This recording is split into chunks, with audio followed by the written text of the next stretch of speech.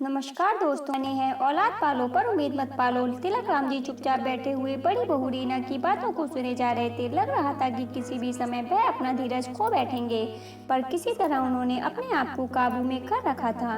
रीना थी कि बोलते ही जा रही थी। बात बस इतनी सी थी कि पिछले 2-3 दिन से तिलक राम जी के दांत में दर्द हो रहा था।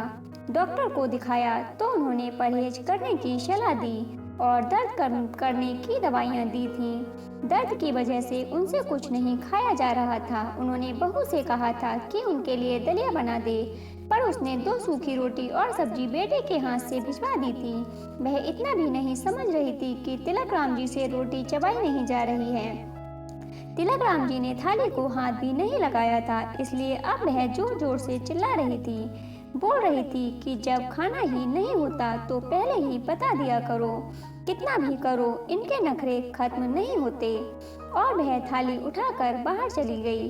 तिलक राम जी छड़ी उठाकर अपने दोस्त मोहन लाल जी के घर की ओर चल दिए। आज उनका दिल बहुत उदास था। अपनी स्वर्गवासी पत्नी की याद उन्हें आने लगी थी और वह सड़क के किनारे बनी एक बेंच पर भी बैठे हैं और अतीत की यादों में खो गए। तिलक राम जी सरकारी पद पर थे। उनके 2 बेटे थे, अजय और विकास, और दोनों ही पढ़ने में बहुत अच्छे थे। उनकी पत्नी सुमित्रा कम पढ़ी लिखी लेकिन मेहनती थीं, जो कुशलता के साथ घर चलाती थीं। वह सब कामों में कुशल थीं, इसलिए महीने के अंत में अपनी पूरी पगार वह अपनी पत्नी के साथ हाथ में सौंप देते थे और खुद निश्चिंत हो जाते थे। घर के मामलों में वह कभी भी नहीं बोलते थे, पर पत्नी को जब भी उनकी सलाह की जरूरत होती थी तो वह हरदम उनके साथ होते थे। समय के साथ उनकी उन्नति हो गई और बच्चे भी अच्छी शिक्षा प्राप्त कर चुके थे। अपने जीवन काल में उनकी पत्नी ने एक जो सबसे अच्छा काम किया था वह था मकान बनवाना। शहर की एक अच्छी सी कॉलोनी में उसने अपने सपनों का संसार बसाया था। तिलक राम जी ने ऑफिस से लोन लेकर कुछ दोस्तों से मदद लेकर पत्नी के सपने को पूरा किया। पहले मकान 1 मंजिला था, पर जब बच्चे बड़े हो गए तो तिलक राम जी ने हिम्मत करके मकान की 2 मंजिलें और भी बनवा दी थीं। उनके दोनों बेटों की शादी हो गई थी और दोनों के 2-2 बच्चे थे और अब तिलक राम जी अपने छोटे बेटे के साथ नीचे वाली मंजिल पर रहते थे। दूसरा बेटा दूसरी मंजिल पर रहता था। रसोइयां सबकी अलग अलग थीं। बस त्योहार वाले दिन सब इकट्ठे होकर त्योहार मनाते थे। मुंह से तो कोई कुछ नहीं कहता था, पर अजय की पत्नी को बहुत तकलीफ होती थी कि सारा काम मुझे ही करना पड़ता है। दूसरी भाभी तो बस हाथ लगाने के लिए आ जाती हैं। उधर विकास की पत्नी का कहना था कि जब रसोई तुम्हारी है तो जिम्मेदारी भी तो तुम्हारी ही होगी ना। पर यह सब बातें कभी भी झगड़ा का रूप धारण नहीं करती थीं, क्योंकि सुमित्रा जी खुद भी एक भारतीय महिला थीं जो उम्र के इस दौर में भी बिजी रहती थीं। सारा दिन कुछ न कुछ करते रहना उनकी आदत थी। इसी कारण काम को लेकर वो दोनों उन पर निर्भर ही रहती थीं। तिलक राम जी जब भी अपनी पत्नी के साथ बैठते थे तो कहते थे कि अब हमें किसी प्रकार की चिंता नहीं है। मुश्किलें तो आएंगी ही, बस आराम से गुजारा हो जाएगा। जवानी में जो सपने तुम्हारे पूरे नहीं कर पाया वह अब करूंगा। और पत्नी मुस्कुराकर अपनी सहमति प्रकट कर देती थी। पर तिलक राम जी का यह सपना पूरा नहीं हो पाया और एक दिन पत्नी उन्हें अचानक छोड़कर हमेशा के लिए चली गईं। तिलक राम जी की तो जैसे दुनिया ही उजड़ गई थी, पर होने को कौन टाल सकता था। उनकी पत्नी ने इतनी लगन से मकान की नींव बनाई थी, उसमें अब दरारें पड़ना शुरू हो गई थी। हालात इतने बदल गए कि त्योहार के समय एक दूसरे को बधाई देने में भी सबको कष्ट होता था। सब अपनी अपनी मस्ती में मस्त हो गए थे। एक अकेले तिलक राम जी ही रह गए थे जो सबको समझ रहे थे, पर उम्र के इस दौर में अपने आप को असहाय महसूस कर रहे थे।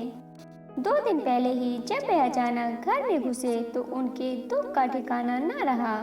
जब उन्होंने सुना कि दोनों बेटों ने उन्हें महीने के लिए बांट लिया है। छोटी बहू को शिकायत थी कि जब मकान में सबका बराबर का हिस्सा है तो पिताजी की सेवा में भी सबका बराबर का हिस्सा होना चाहिए। मैं भी तो थोड़ा सा आजाद रहना चाहती हूँ, जो पिताजी के कारण संभव नहीं हो पा रहा था। तकलीफ तो सबको हो रही थी, पर कोई चारा न था। और अब तिलक राम जी 2 हिस्सों में बट गए थे। जिंदगी यूं ही चले जा रही थी। 2 महीने कभी एक बेटे के पास, फिर 2 महीने दूसरे बेटे के पास। मुसीबत तो तब होती थी जब कभी महीने के अंत में यदि उनकी तबीयत खराब हो जाती तो इलाज यह सोचकर नहीं करवाया जाता था कि अब 2-4 दिन के बाद दूसरे बेटे के पास तो जाना ही है, वही इलाज करा देगा। आज तिलक राम जी के सब्र का बांध टूट गया। 2 दिन पहले ही उन्होंने दांत निकलवाया था। उनका दिल कुछ मीठा और नरम खाने का हो रहा था। उन्होंने अपनी छोटी बहू को हलवा बनाने के लिए कहा और छोटी बहू का जवाब था कि मैं अभी खाली नहीं हूँ। आपको और कुछ तो सूझता ही नहीं, इस उम्र में भी खाने की पड़ी है। 2 दिन के बाद बड़ी बहू के पास जाएंगे तो वहीं खा लेना। मैं पार्लर जाने के लिए लेट हो रही हूँ। यह सुनकर तिलक राम जी की आंखों में आंसू आ गए। आज तक पर अपने बेटे बहू की सब बातें बर्दाश्त कर रहे थे, पर आज तो हद हो गई। उनकी आंखें आंसुओं से भर गईं और वह मोहनलाल जी के घर चले गए। मोहनलाल जी उनके बचपन के मित्र थे। शिक्षा प्राप्ति से लेकर रिटायरमेंट तक दोनों साथ ही रहे। मोहनलाल जी थोड़े व्यापारिक बुद्धि वाले व्यक्ति थे। उन्होंने अपने दोस्त को कई बार समझाया था कि थोड़ा रौब रखा करो, किस बात की तुम्हें कमी है, मकान अभी तुम्हारे नाम है। बेटे बहू जब भी सिर पर बैठने की कोशिश करें तो धमकी दे दिया करो कि किसी को भी हिस्सा नहीं दूंगा। पर तिलक राम जी को यह बात मंजूर न थी। उनका कहना था कि जब मकान बनवाया ही है तो बच्चों के लिए है, तो ऐसा सोचना किस लिए। लेकिन आज उन्हें लग रहा था कि अब कुछ करने का समय आ ही गया है। मोहनलाल जी से सलाह मशवरा करके तिलक राम जी घर आकर अपनी पत्नी की तस्वीर के सामने आकर खड़े हो गए, जैसे मन ही मन उनसे विचार विमर्श कर रहे हों। आज वह भूखे पेट ही सो गए। किसी ने भी खाने के लिए उनसे नहीं पूछा। आज उनके दोनों बेटे अपनी पत्नियों के साथ गर्मियों की छुट्टियों में बाहर जा रहे हैं। किसी को भी ख्याल नहीं था कि पिताजी क्या कहेंगे, कैसे रहेंगे। तिलक राम जी ने भी कुछ नहीं कहा। उन्हें अपनी योजना को अंतिम रूप देने का अवसर मिल रहा था। वह चुपचाप शांत भाव से बैठकर सबकी तैयारी देख रहे थे। वैसे भी उनका मन था कि जब बेटे माँ बाप को नहीं पूछते तो बहू से क्या उम्मीद की जा सकती है। वह तो यही सोचती है कि किसी की सेवा न करनी पड़े। वह तो पति और बच्चों में ही अपना परिवार देखती है। सास ससुर उन्हें बोझ लगने लगते हैं। वह अपने अधिकारों के प्रति तो सचेत रहती हैं, पर अपने कर्तव्य को देखकर भी अनदेखा कर देती हैं। तिलक राम जी अपने मित्र के साथ प्रॉपर्टी डीलर के पास गए। प्रॉपर्टी डीलर मोहनलाल जी के पुत्र का खास दोस्त था। उनसे मिलकर उन्होंने अपनी सारी बातें बताईं। सलाह मशवरा करके वह फिर वापस आ गए। 2-4 दिन के बाद जब बेटे बहुएं खुशी खुशी घर लौटे तो मकान पर ताला देखकर सबको गुस्सा आ गया। छोटी बहू बोलने लगी, हद हो गई लापरवाही की। पता था कि हम आज आ रहे हैं, घर नहीं बैठ सकते थे। उसके गुस्से का कारण था कि 2 महीने पिताजी को उनके पास रखना था। काफी देर इंतजार करने के बाद दोनों बेटे मोहनलाल जी के घर की ओर चल दिए। उनके पैरों तले जमीन खिसक गई जब उन्हें पता चला कि पिताजी ने मकान को 70 लाख में बेच दिया है। किसी को कुछ पता नहीं। दोनों परिवारों को समझ नहीं आ रहा था कि पिताजी ने उनके साथ क्या किया है। गुस्से में दोनों भाई उबल रहे थे। पिताजी ऐसा कैसे कर सकते हैं। मकान की कीमत लगभग 95 लाख की थी, तो पिताजी ने 25 लाख का घाटा उठाया था। कोई चारा न देखकर वे सब अपने ससुराल चले गए। अगले दिन बड़े बेटे के पास मोहनलाल जी का फोन आया और उन्होंने तिलक राम जी के दोनों बेटों को अपने पास आने के लिए कहा कि कुछ आवश्यक सूचना देनी है। शाम तक का भी इंतजार सबको भारी पड़ रहा था। मोहनलाल जी के पास से जो सूचना उन्हें मिली उसे सुनते ही दोनों बेटों बहू के पैरों के तले जमीन खिसक गई। मोहनलाल जी ने जानकारी दी कि तिलक राम जी वृंदावन चले गए हैं और उन्होंने वहां पर एक घर ले लिया है और अब वहीं रहेंगे।